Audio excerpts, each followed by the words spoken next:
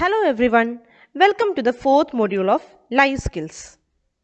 You will learn the basic structure of groups and teams, its development, group dynamics and consensus, the ways to work effectively in a group or a team, etc.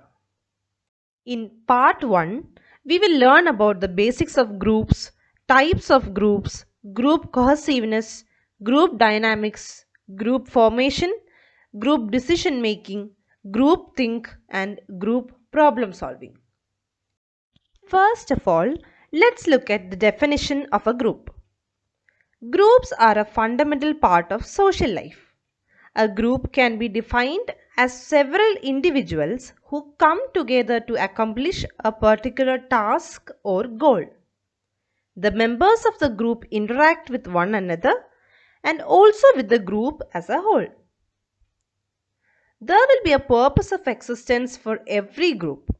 Group members identify the purpose of the group and bond together. Work teams, committees, subparts of the departments, etc. can be considered as a group because they aim to accomplish a particular task. Frequent interaction, which includes interpersonal communication and relationship interaction, interdependence among the members, and mutual influence, common objectives, common beliefs and common expectations regarding outcomes, cohesiveness, and unity among members, etc., are some of the characteristics of a group. Now let's look at different types of groups. Groups can be broadly classified into two categories: formal groups and informal groups. The formal group is important to accomplish complex and independent tasks.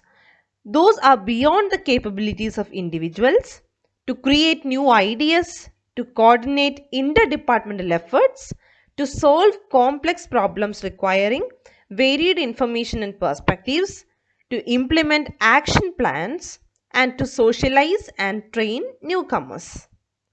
Formal groups include command group, task group, and functional group. The informal group is important to fill in the gaps of managers' abilities, to solve work problems, to have better coordination, to channel communication, and to have better relations. Informal groups include interest group, reference group, and friendship group. We will now take a look at each type of groups. The first one is the command group. Command group is a type of formal group. It consists of a supervisor and the subordinates who report to that supervisor. The group members and leader will be determined by the hierarchical chart of the organization. A group of employees under a manager in a particular department of an organization is an example of command group. The next type of formal group is task group. Task groups will be formed to work on a single task in a stipulated time. The organization appoints members and assigns the goals and tasks to be accomplished. Some examples of task groups include ad hoc committees, project groups, and standing committees. The third type of formal group is functional group. Functional groups are created by the organization to accomplish specific goals within an unspecified time frame.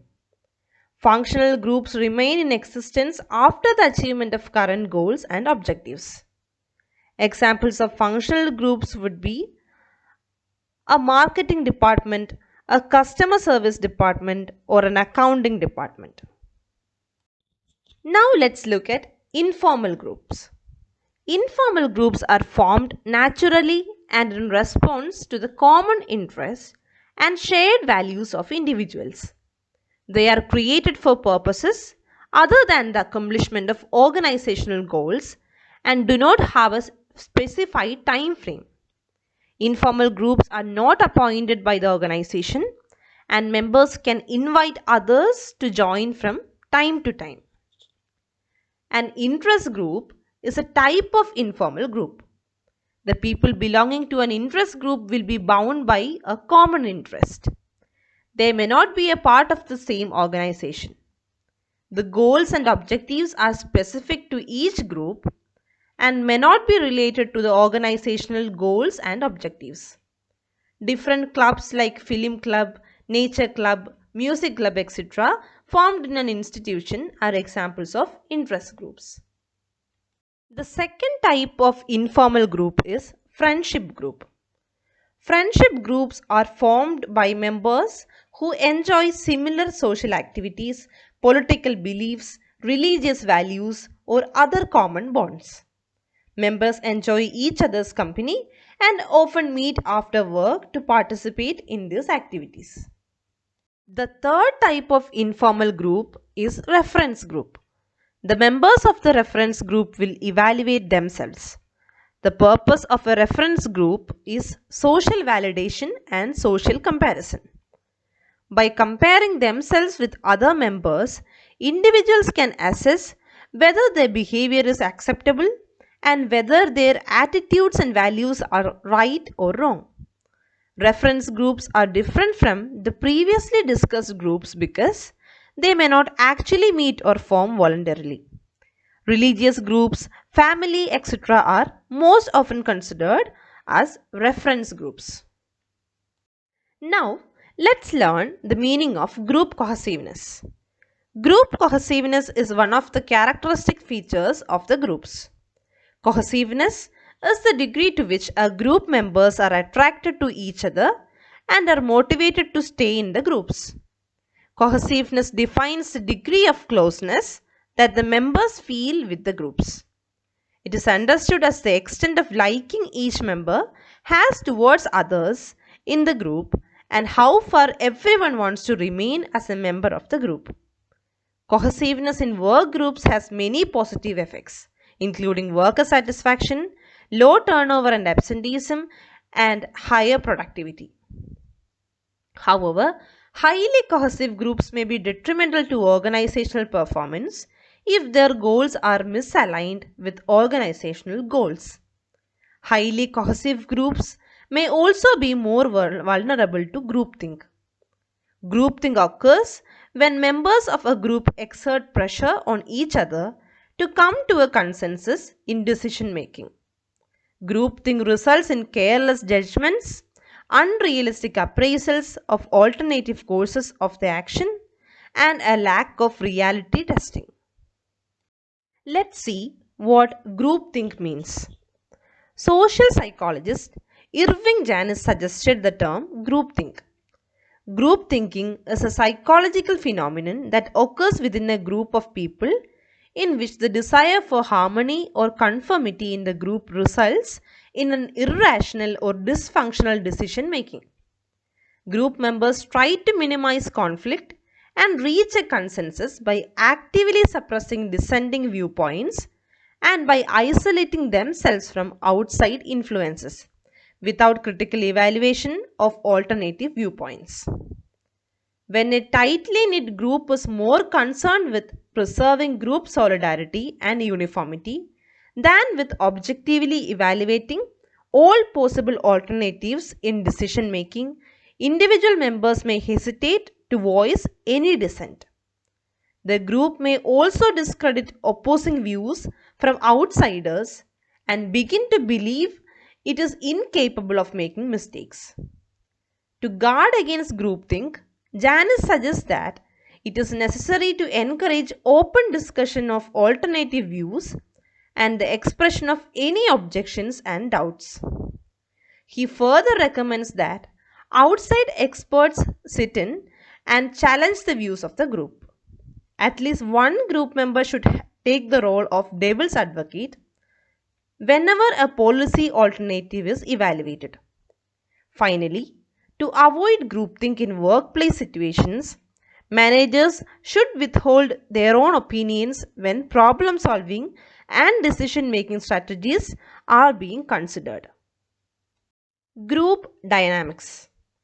Group dynamics refers to the complex interplay of various interactive forces between members of a group. It influences the attitude of members of a group performance, and its long-time survival. It can be synonymously called as group processes. Group dynamics deals with the attitudes and behavioral patterns of a group. Group dynamics concern how groups are formed, what is their structure, and which processes are followed in their functioning. Thus, it is concerned with the interactions and forces operating between groups. Group dynamics is relevant to groups of all kinds, both formal and informal. Now we will look at different stages in group formation. There are many stage theories of group development. The most well-known theory is developed by Bruce Tuckman, which propounds 5 stages of group formation and is based on the development of internal relations of group members. The 5 stages of group development are forming, storming, norming, performing, and adjourning. The first stage of group formation is forming. This is the stage in which entry of the new members and orientations to them happen. The members get to know each other.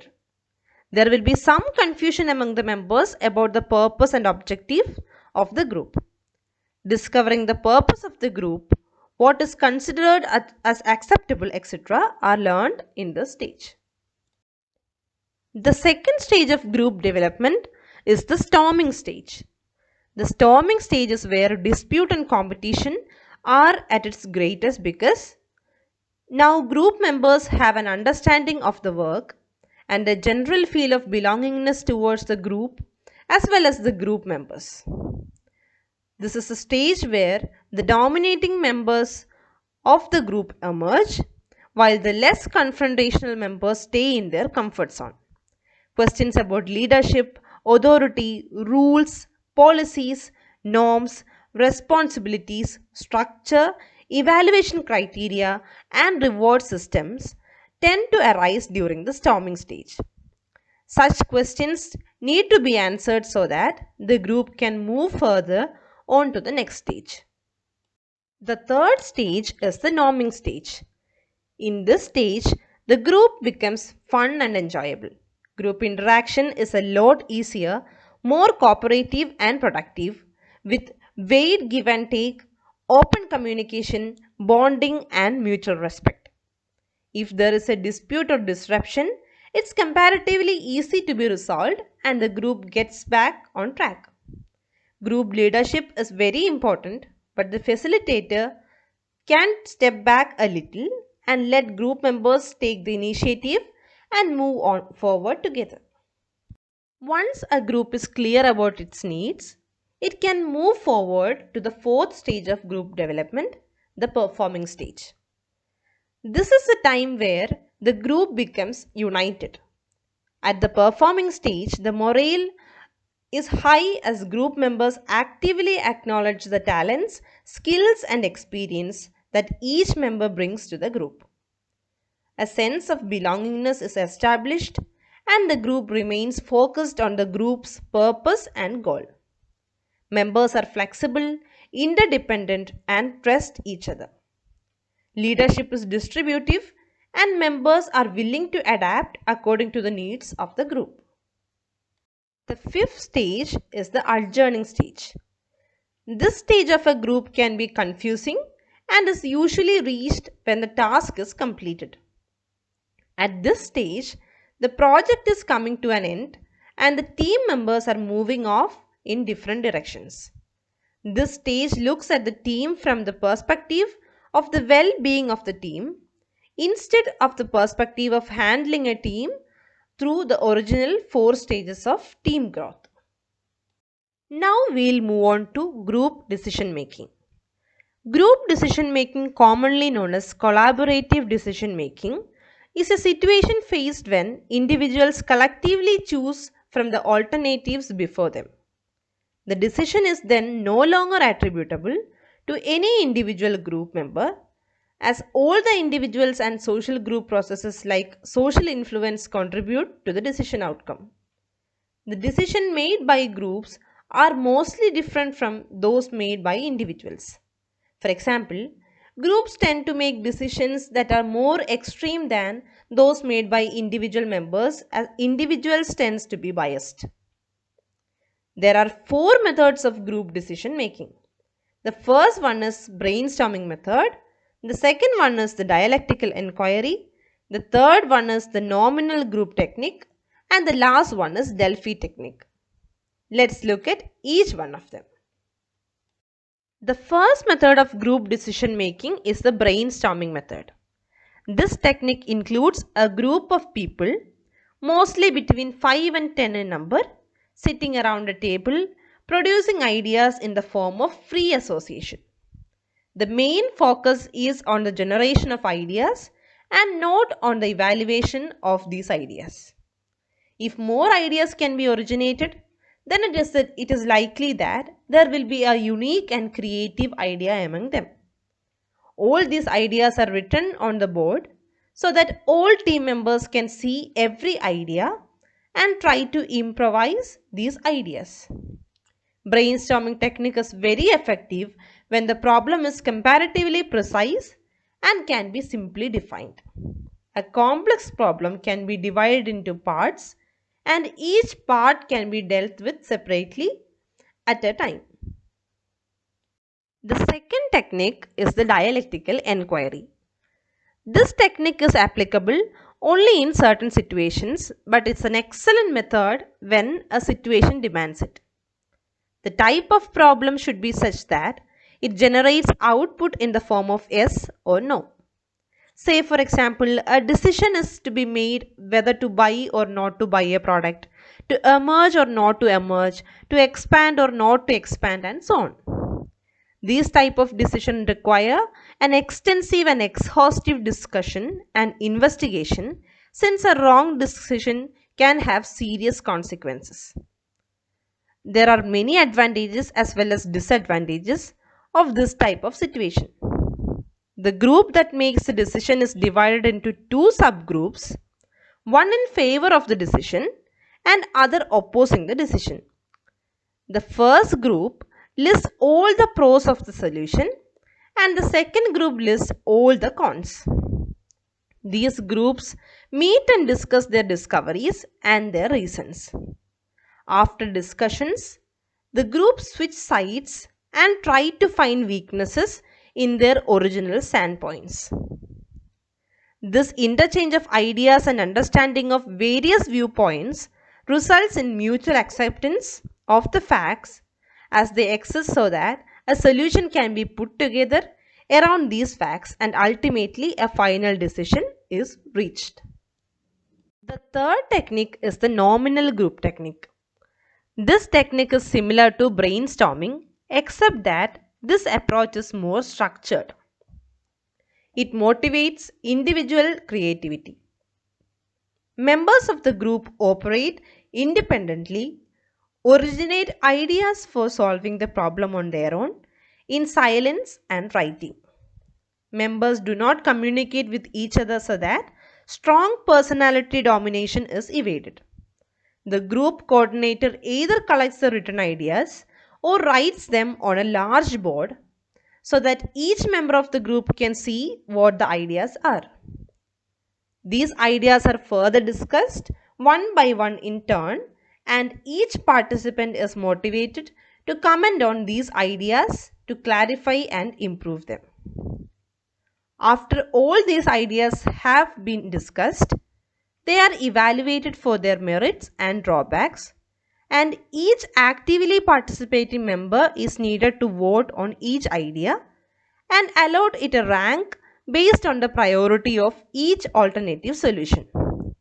The idea with the highest cumulative ranking is selected as the final solution to the problem.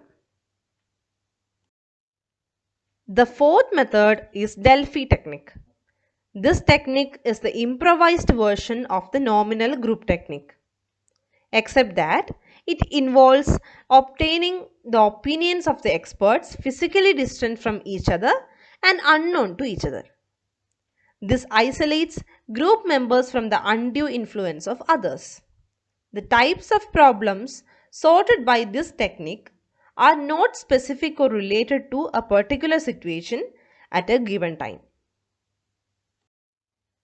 Now we will look at group problem solving. There are different steps in group problem solving. The first step is defining the problem. In this step, the problem should be stated in a clear and unambiguous manner. The second step is to analyze the problem. The factors such as the seriousness of the problem, causes, previous attempts to solve the problem, availability of data to aid in the solution, expertise and deadline should be considered. The third step is to set the criteria for the solution. The solution has to be workable, economical, and without undesirable consequences. The next step is to generate all possible solutions through any of the group problem solving methods. Next step is to evaluate and select the best solution. The last step of group problem solving is the implementation of the idea. With that, we have come to the end of part 1 of this module. Thank you all. Let's meet in the next session.